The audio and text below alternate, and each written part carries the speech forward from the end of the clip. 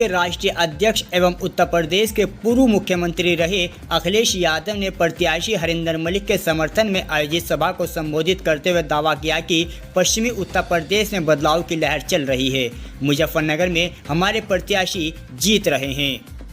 मुजफ्फरनगर में बगरा के कल्याणकारी इंटर कॉलेज के मैदान में मुजफ्फरनगर लोकसभा सीट से समाजवादी पार्टी के टिकट पर गठबंधन प्रत्याशी हरिंदर मलिक के समर्थन में आयोजित की गई जनसभा को संबोधित करते हुए समाजवादी पार्टी के राष्ट्रीय अध्यक्ष अखिलेश यादव ने कहा कि देश में विशेषकर पश्चिमी उत्तर प्रदेश में बदलाव की हवा चल रही है, जिसके चलते अन्य दलों के नेता लगातार समाजवादी पार्टी में शामिल हो रहे हैं। पूर्व मुख्यमंत्री अखिलेश यादव ने कहा कि पश्चिमी उत्तर प्रदेश में चल रही बदलाव की हवा के झोंके से मुजफ्फरनगर से हमारे प्रत्याशी जीत रहे हैं।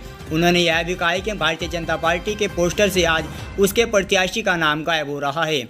मतदान के दिन जब वोट पड़ेंगे तो मतदाताओं द्वारा भाजपा को भी गायब कर दिया जाएगा। उत्तर प्रदेश की सड़कों पर आज एम्बुलेंस दौड़ रही है, वह समाजवादी पार्टी की सरकार की देन है। पहले पुलिस के पास गाड़ियां नहीं होती थी और पुलिस वालों को गाड़ी चलाने के लिए तेल भी नहीं मिलता था। भारतीय जनता पार्टी ने गाड़ी बढ़ाने के बजाय 100 नंबर को बढ़ाकर 112 कर दिया है। अब बीजेपी की सरकार में पुलिस ने वसूली के दाम भी बढ़ा दिए हैं। अभी तक समाजवादी पार्टी सरकार लैपटॉप चल रहा है। भारतीय जनता पार्टी की सरकार लोगों को खराब राशन देकर अपनी वाहवाही लूटने के प्रयास कर रही है। समाजवादी पार्टी की सरकार बनने पर हम गरीबों को खराब गेहूं के बजाय आटा एवं डाटा दोनों मुफ्त देंगे। इंडिया गठबंधन की सरकार बनने पर किसानों के कर्ज को भी माफ कर दिया जाएगा। इस दौरान जनपद मुजफ्फरनगर में समाजवादी पार्टी के राष्ट्रीय अध्यक्ष अखिलेश यादव के पहुंचने पर हजारों की तादाद में समर्थक मौजूद रहे, जिन्होंने बड़े ही प्यार से समाजवादी पार्टी के राष्ट्रीय अध्यक्ष श्री अखिलेश यादव के भाषण को सुना। और पश्चिम की ऐसी हवा चल रही है, इस बार भारतीय जनता पार्टी का सफाया होने जा रहा है।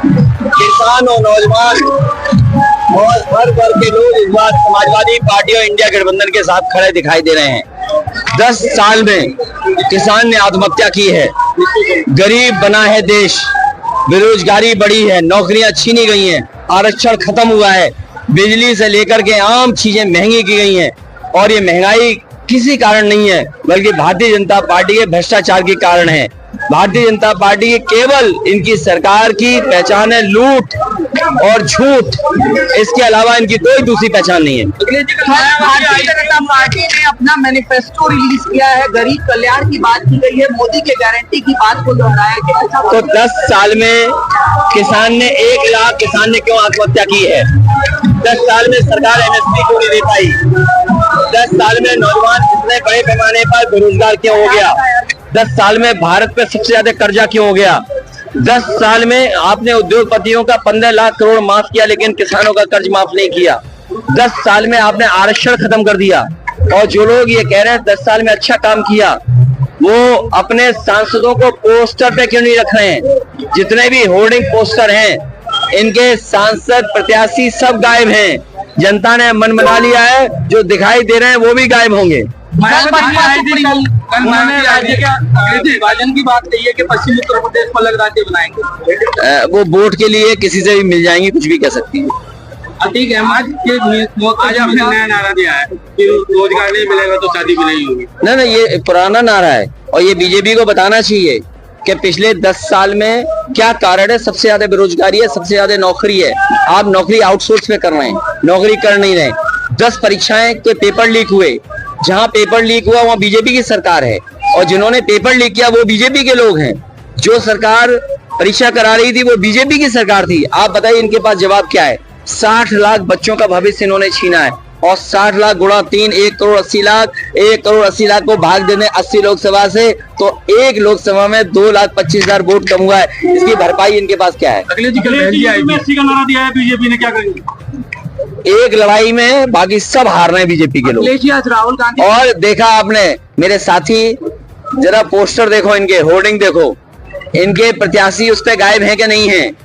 जब प्रत्याशी गायब हैं तो क्या मुजफ्फरनगर की जनता अपनी समस्या लेकर के दिल्ली जाएगी? अखिलेश राहुल नारा भी दिया है आपने कि 400 हार का, इसलिए क्योंकि आप 10 साल के उनके कारण बताए ना। MSP क्यों नहीं लागू किया?